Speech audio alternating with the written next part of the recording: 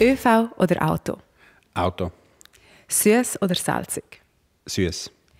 Berge oder Meer? Meer. Gemüse oder Fleisch? Leider Fleisch. Wein oder Bier? Wein. Theatervorstellung oder Fußballmatch?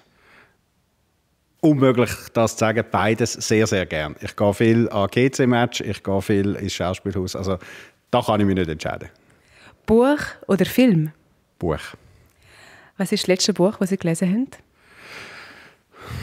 Ich lese so viele Bücher, jetzt weiss ich es wirklich gerade nicht. Ein Buch von Henry James. Ja. «Die Gesandten», ein Roman aus dem 19. Jahrhundert, der jetzt wieder neu aufgelegen ist. Wunderbares Buch, 600 Seiten, ist ein riesen Brocken. Wie lange haben Sie gebraucht, das zu lesen? Es war so ein tolles Buch, obwohl nichts passiert. Ich hatte ein ganzes Wochenende und dann war es fertig. Frühaufstehen oder Nachteule? Nachteule. An einem Konzert wild tanzen oder cool mit dem Kopf nicken? Cool mit dem Kopf nicken, in der Hoffnung, es sieht cool aus. Ski oder Snowboard?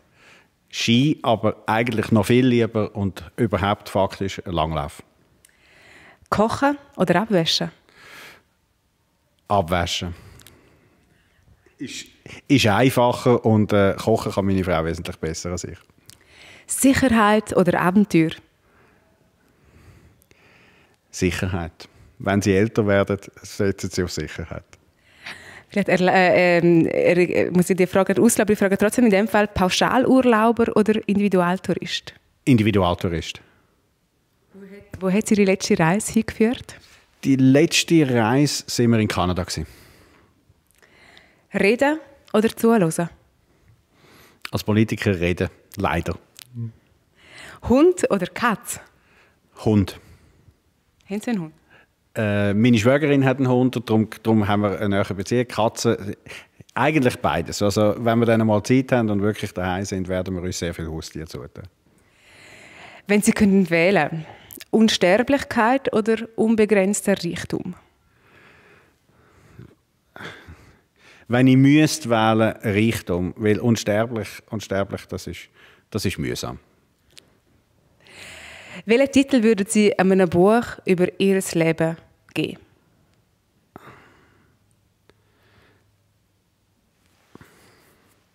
I did it my way. Sehr schön. Wann haben Sie das letzte Mal so richtig gelacht?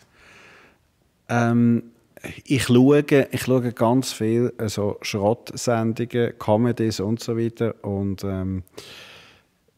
dort gibt es viele Szenen, wo ich wirklich sehr, sehr laut lache. Schrottsendungen, Comedies, wenn wir Titel hören? «Two and a Half Men» schaue ich, obwohl das politisch völlig unkorrekt ist, aber das gefällt mir. Und eben, wenn Sie dort lachen können, dann glaube ich, ja. Also wenn Sie diese Serie anschauen, dann haben Sie sehr viel zum Lachen. Wann haben Sie das letzte Mal gelogen?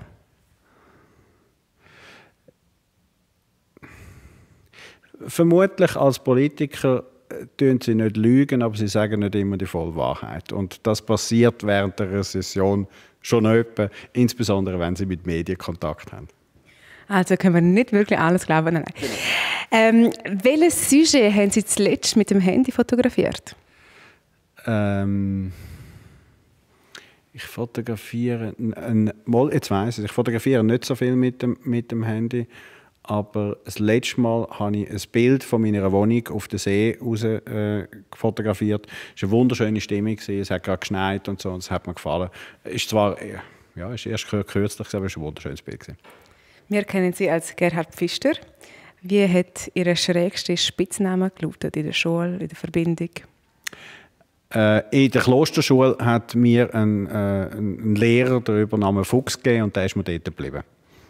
Fuchs, weil Sie so wendig schlau sind oder weil Sie ein bisschen hinterlistig sie sind? Vermutlich hat er beides wollen ausdrücken. Ich war mein Latinlehrer, ich bin ein sehr guter Latinschüler. Ich hoffe jetzt mal, er hat mehr die Schlauheit als die Hinterlist vom Fuchs gemeint. Wenn Sie jemanden müssen oder würden einstellen, was wäre für Sie das wichtigste Kriterium?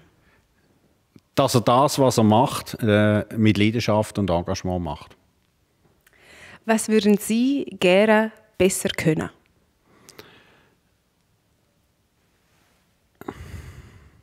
Ich bin, ohne dass das jetzt selbstzufrieden soll tönen, ich bin zufrieden mit meinen Fähigkeiten. Ich habe das Gefühl, ja, ich habe mehr Grund zur Dankbarkeit. Insofern wünsche ich mir nicht viel.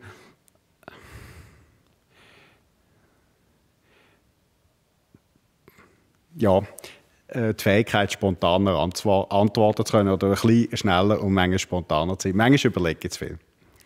Wir kommen schon zur letzten Frage, die vielleicht gar nicht so einfach ist. Mal schauen, ob Spontanität jetzt hier zum Zug kommt. Wenn Sie ein Gesetz könnten erlassen, nach dem alle Menschen leben müssten, quasi ein Gesetz, wie würde das lauten? Dass man das Gesetz befristet und dass jeder so soll leben, wie er oder sie das für sich richtig haltet. Herzlichen Dank. Danke Ihnen.